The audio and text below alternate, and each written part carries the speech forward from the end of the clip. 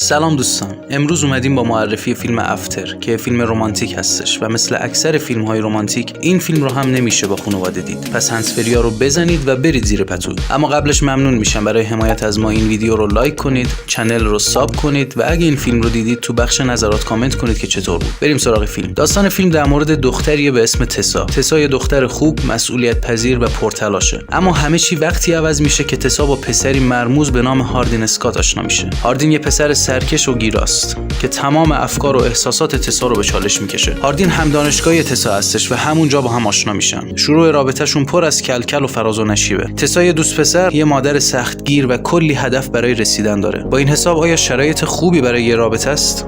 این رابطه تا کجا میتونه پیش بره؟ اگه طرفدار ژانر فیلم‌های رمانتیک تینیجری هستید، این فیلم رو بهتون پیشنهاد میکنم. امتیازی که من به این فیلم میدم 6.5 از 10 هستش. امیدوارم از دیدن این فیلم لذت ببرید. تا یه معرفی دیگه، خدا نگهدار.